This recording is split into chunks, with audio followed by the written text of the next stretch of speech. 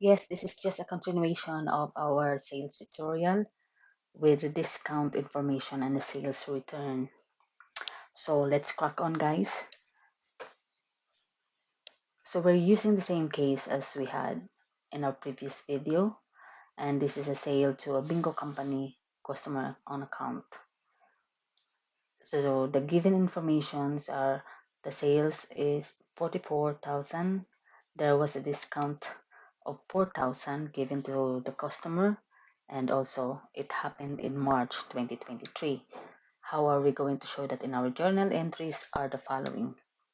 So in March we record accounts receivable of 40,000. Why is it 40, guys? Because we have already deducted the 4,000 from the sales. So we can actually show a credit side for the 4,000, and we're going to change it to 44, but for the purpose of simplicity, I just have to put it reduced amount already, which is 40,000. And then we have to debit the sales discount, and we have to credit sales of 44. This is where the 44 is, and this is the 44. This is the 4,000 for the sales discount. So the total are the same, 44,000 in both sides. So this is to record sales with a discount. All right. So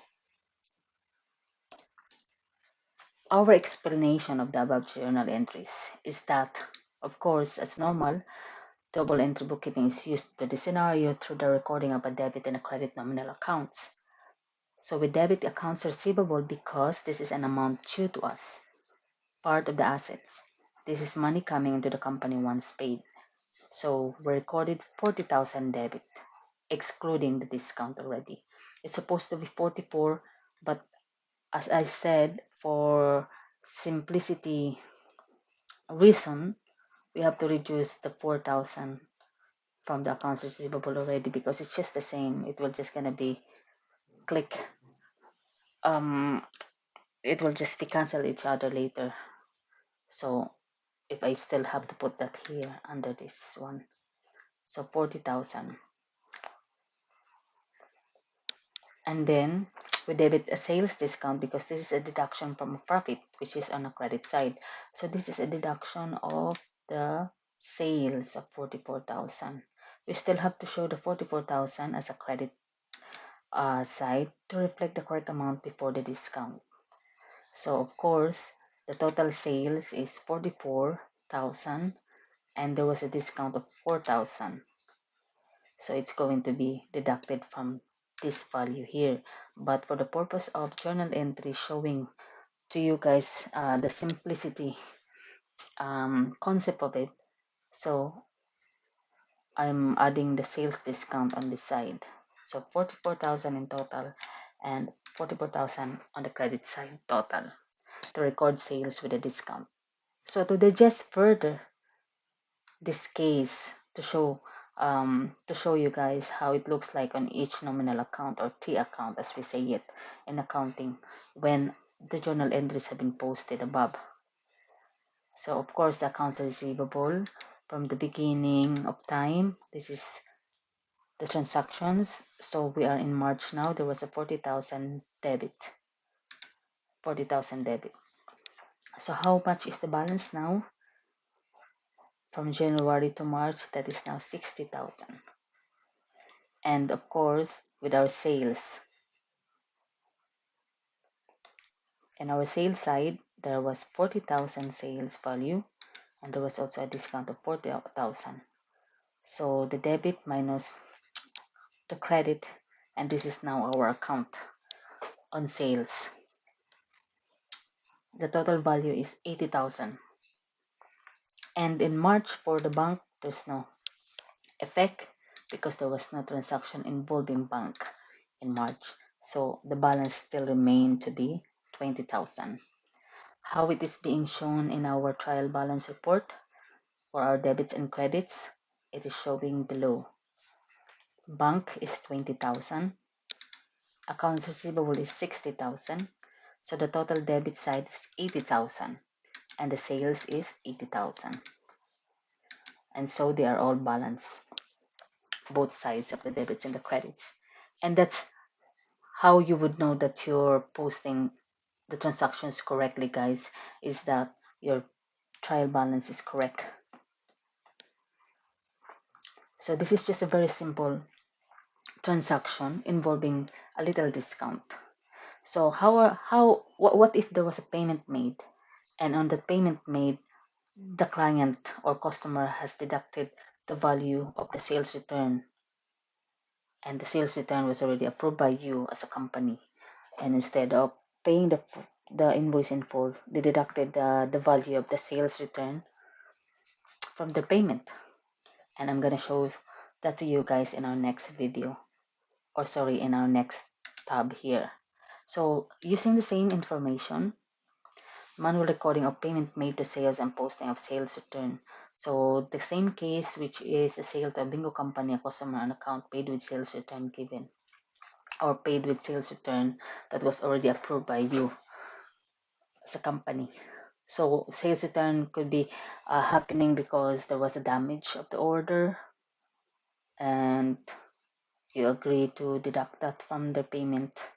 And of course, as a company, when you record that, you are recording it as a credit note from against, or a credit note against the invoice of the invoice affected on this sales return. Okay, the given information is that the payment in the bank that we receive is 58,000, and the sales return approved by you is 2,000, and it was in April 2023. So how are we going to record that in our books? The debits and the credits under the bank, it is 58,000. We received the money in the bank. Accounts receivable sales return is 2,000. Accounts receivable 58,000. And then the sales on a debit side of 2,000. So accounts receivable sales return 2,000, sales 2,000. To record payment of customer with an approved sales return against the account. So what is our explanation on the above journal entries, guys? Of course, as normal, double entry bookkeeping is used to this scenario through the recording of a debit and a credit nominal accounts. So to understand further our entries here, we debit bank because we receive a payment from a customer, an asset to our company. So we already received this. So we have to debit that in our bank, or we have to debit the posting. So our bank has increased by 58,000. And then we credit accounts receivable because this is an amount not due to us anymore. Part of the assets. This is money paid to our bank already. So the 58,000, we credited this because this is no longer a receivable from this customer. They already paid the invoice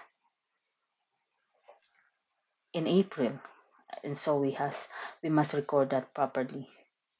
And so we also credit accounts receivable for the sales return, for the sales return, because it is a deduction from the balance of the customer. Yes, since the customer was given an approval to do the sales return, or to the return of goods, and it has been deducted from the invoice, so the customer deducted that value of the sales return from their payment to us. So we have to show that as a deduction from the accounts receivable of 2,000. So it's a deduction of the accounts receivable, and it has to be in the credit side. But of course, the sales, we have to record sales on a debit side to reduce the original sales value. So your original sales value is no longer the same because there was a sales return. So it's affecting your sales by 2,000. So it has to be debited out. So in order to show you the nominal account transactions for these accounts here in our journal entries, this is how it looks like to each account respectively. So in April 2023, our accounts receivable have increased or have decreased or what happened to our accounts receivable? Our accounts receivable have decreased by 60,000, and this is from 2,000 plus 58,000. So meaning there was no receivable anymore. As you can see, the balance is zero because the customer has paid all the accounts receivable. They don't owe us any money anymore up to um, April. In April, sorry, by the end of April, it's zero now. So what are the other affected accounts? Sales. So in April, there was sales return of 2,000. So our sales has been affected. So it's deducted by 2,000. It has been deducted by 2,000. And so the total of the debits and the credits and the total amount is 78,000 on the credit side. Our sales has gone down from 84 to 78.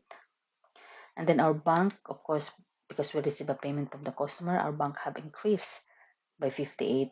So the total value of our bank account now is 78,000. To show that in our report that we are doing the posting correctly, this is how it's going to look like.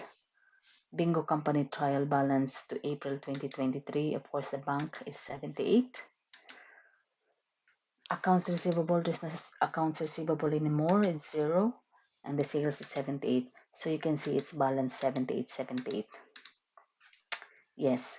So I'm extracting the company trial balance from the beginning of the period, guys, because that is more better to show you the scenario on where the figures came from, and also from this extraction here as well to each nominal accounts.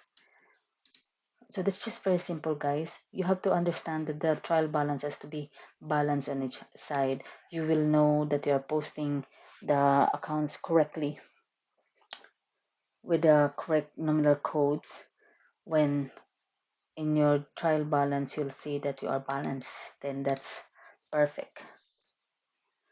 And this is just one of the simple transactions involving sales, guys, and other cases with a discount or no discount or sales return. On our next video, I will be showing you another set of cases like this, and to extract the journal entries, to understand the explanation of the journal entries and why we do this, and to show how it affects each nominal code, and also the finalization of the reports through the trial balance extracts. And I hope you like the video, guys. This is just very simple, and thank you for watching. I hope you learned something today. Have a lovely day. Bye.